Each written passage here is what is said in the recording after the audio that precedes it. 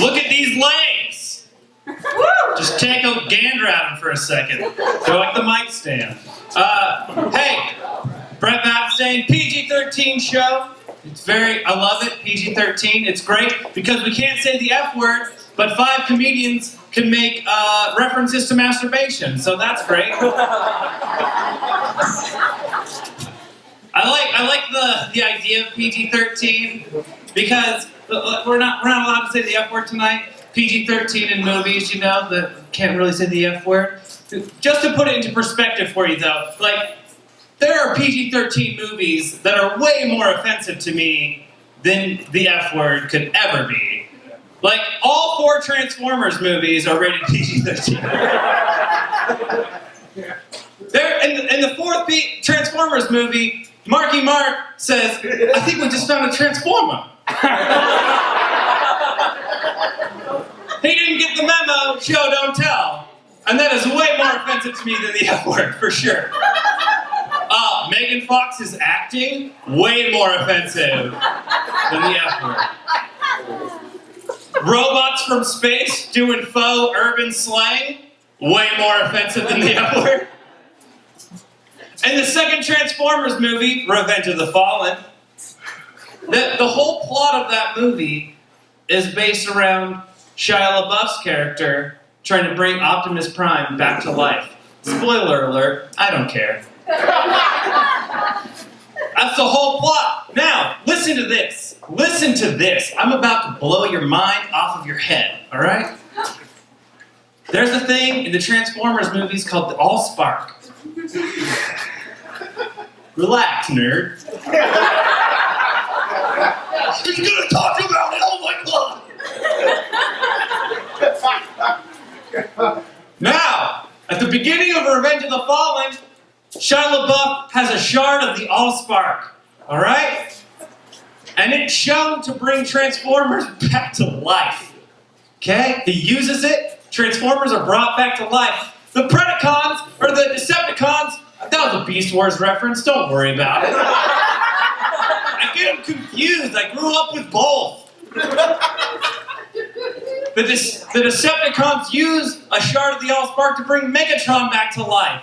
But then Optimus Prime dies, and they're like, oh no, we gotta go all over the world and go to Egypt and fight all these other robots in the military and stuff. And oh my god, it's so frustrating. And the fact that the screenwriters are too stupid to notice a plot hole more gaping than Kim Kardashian's asshole is more offensive to me than the F word, for sure. It's PG-13. Hey, everybody.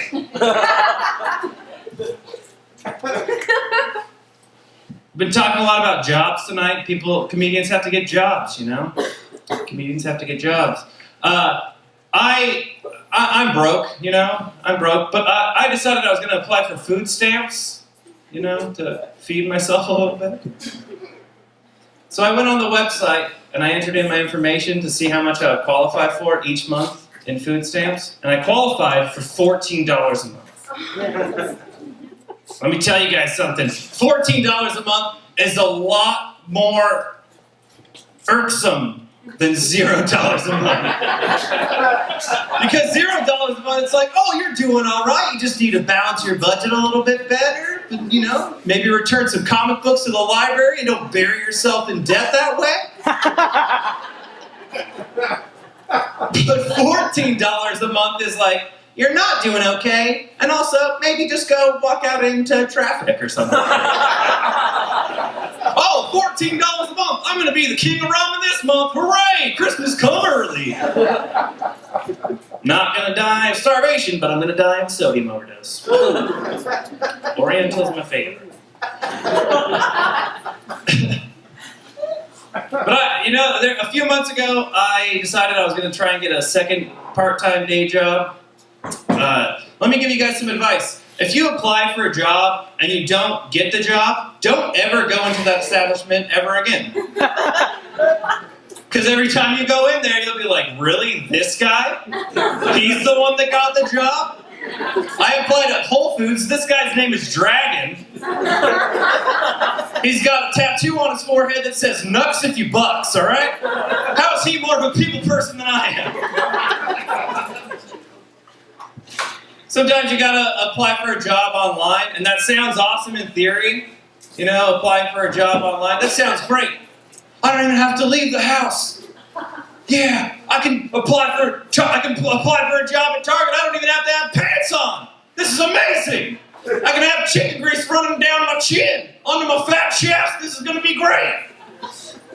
But then you realize that you have to spend like 4.5 hours filling out that obvious questionnaire, where it's like, on a scale of 1 to 5, do you strongly agree or strongly disagree? Would you ever punch a customer in the neck as they were walking into the store?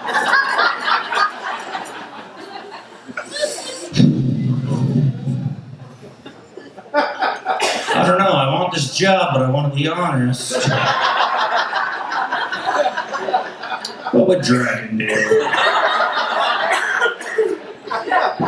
I don't know, Dragon would just punch people in the neck as they walked into the store every single time. You know how Walmart has like the Walmart greeter? Hi, hello. Dragon would be like the Whole Foods neck puncher. People would walk in and he would just be like, "Welcome to Whole Foods. Hadouken!" It's called a Dragon Punch. It's very clever.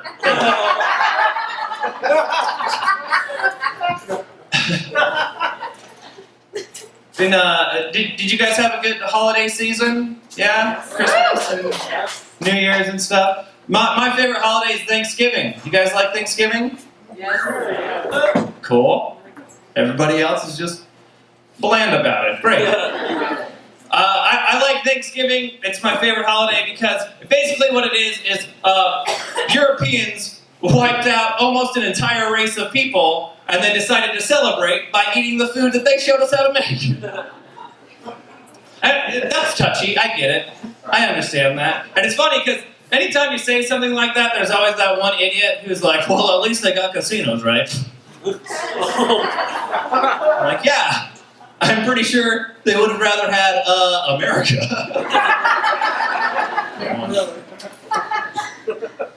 I'm trying to be more mature, trying to grow up a little bit. I look like a baby lumberjack, but I'm trying to be a real lumberjack. So I've been watching the Harry Potter movies.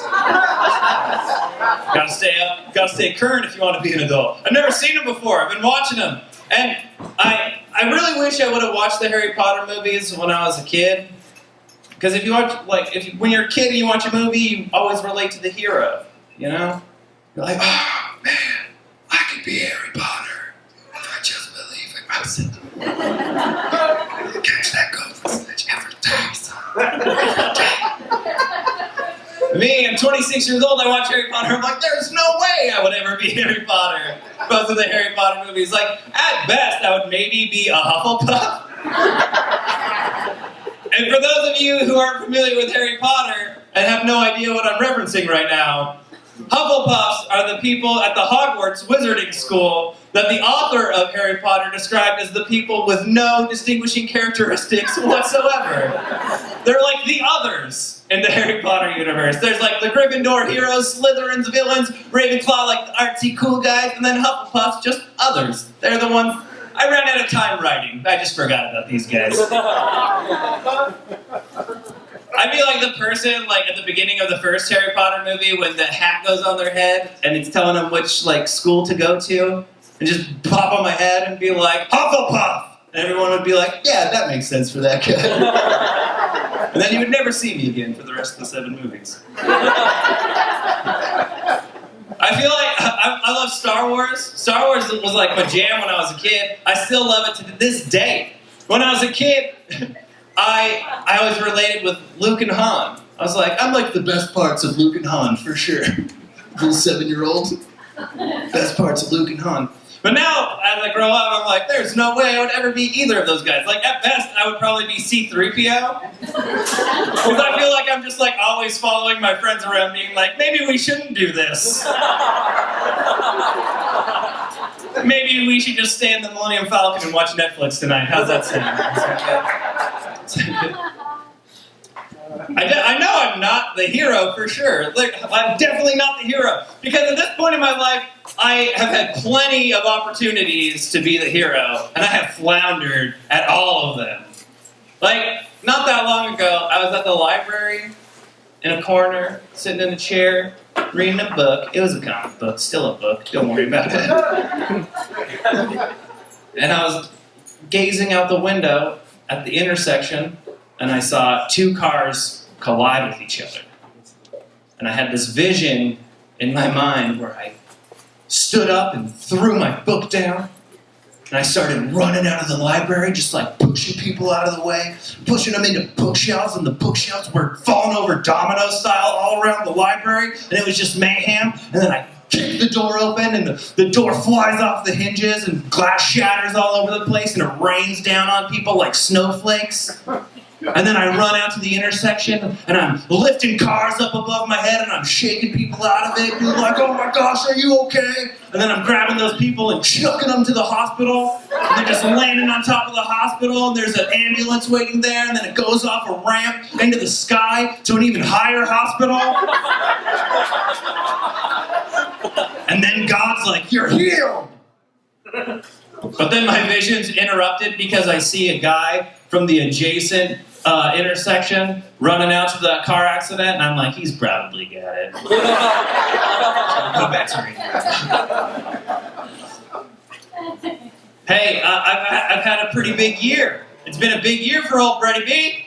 Old Brady B up here. It's been a big year. I got engaged. Why wasn't everybody clapping for that? What is going on? What are you people? Come on.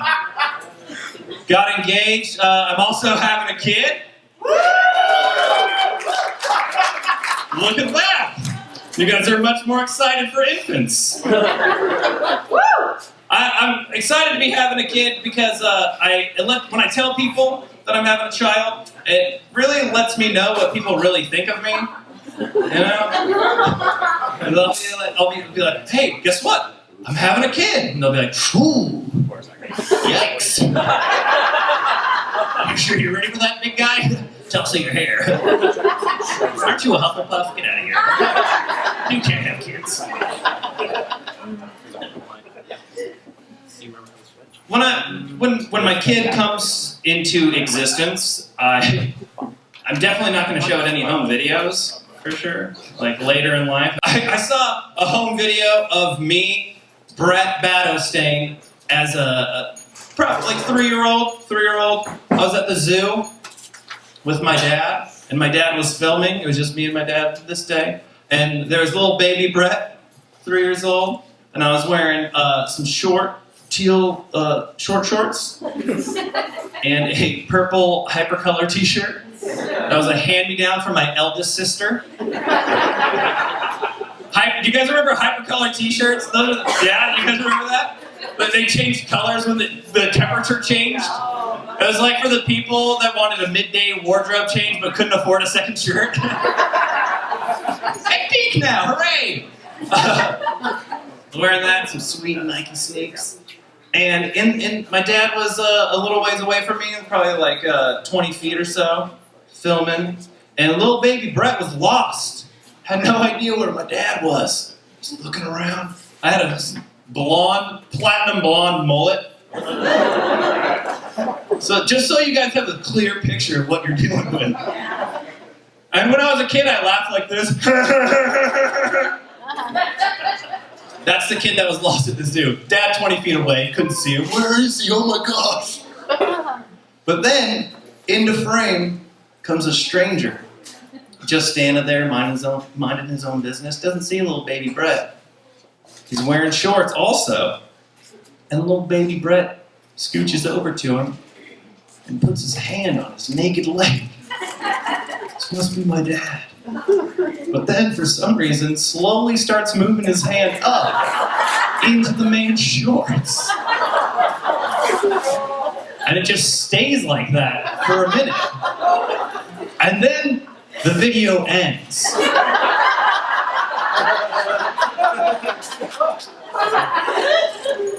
So I don't know what happens after that, but there's a few things that are very weird about that. The first being, what's this guy doing? Like a little stranger baby comes up to you and puts his hand on your naked leg, and you don't even flinch. You're just like, oh, all right. Let's see where this goes. Just a relaxing Saturday at the zoo. Didn't know this was gonna happen. Let's party. Second, weirder than that. Why didn't my dad do anything? My dad was filming, and he saw his only son lost at the zoo. Now, most parents would be like, oh, my son's lost. Hey, get over here, little guy. You little scamp, wandering off. My dad just like, my son's putting his hand on his naked leg. Let's see where this goes. Are they gonna party? I don't know. That's not the weirdest thing, though. Because obviously, the weirdest thing is little baby Brett. Because why, oh why, does he see a stranger? Where's my dad? Where's my dad? Oh, are you my dad? I don't know. Maybe I should just feel your penis. Are you my dad? What? No? All right. How about you, old man? Are you my dad? Not sure. I don't know if I'm gonna raise. I'm an atheist. I feel comfortable with you guys. I feel like I can say that. That'll get judged too hard. What about you? Any atheists out there? That was a bummer. It's 2014. Let's get progressive, y'all. I'm probably not going to raise my kid with a religion, though, because I grew up Baha'i. Are you guys familiar with the Baha'i faith religion? Yes, one person? Are you a Baha'i? No. Sweet. We both got out. Hooray! So, let me give you some backstory. The Baha'i faith was started a couple hundred years ago in what is now Iran. You gotta say it like that. And it's funny because when I used to tell people that when I was a kid, they'd be like, "Oh, so it's like Islam, you know, it's founded in the Middle East." I'm like, "You're a Christian, you know your history, dummy." But the thing that took me, the reason I got out of the Baha'i religion is because when I was a teenager, like 12, 13 years old, I got really into punk rock. All right. Yeah, punk rock is perfect for kids who like want attention but don't want to admit that they want attention. So they can like be walking down the street and someone can be like, "Nice blue hair," and I can be like, "Screw you, man! But thanks for the compliment."